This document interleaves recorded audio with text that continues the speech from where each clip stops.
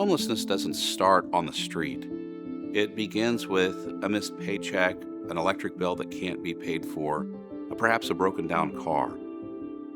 The vast majority of people we serve aren't Catholic because we're only about 4% of the population. We serve because we know we're called to.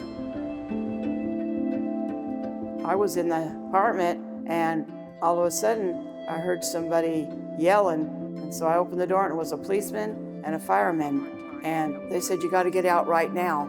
And I said, "Right now?" I said, "I need to get some things out of here. My husband's urn, you don't have time to do anything like that." And they grabbed my dogs and put them in this neighbor's car.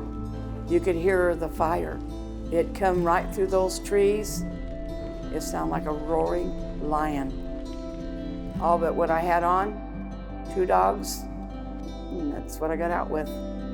How did I know I was gonna come back the next day and see everything was gone? That was really hard for me.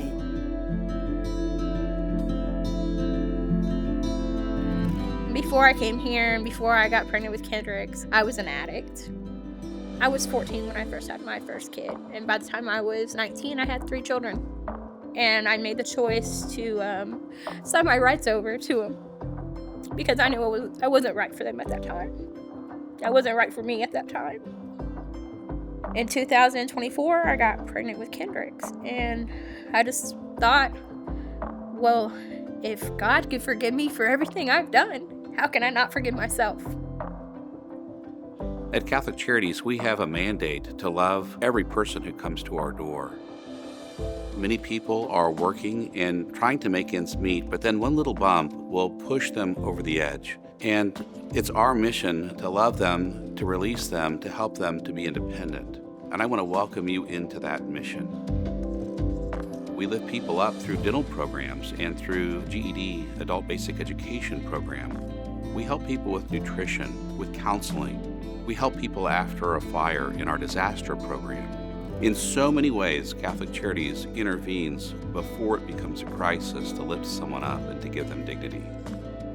Claudia called me and I said, "Who is this?" And she said, "Well, this is Claudia from the Catholic Charities in Tulsa, and I would like to know how you're doing." And I said, "Are you for real?" She said, "I'm for real. Is there anything that you need?" And I said, "I have nothing. It's all gone." And she said, "Well, can we help you?" And I said, "Yeah, you can help me."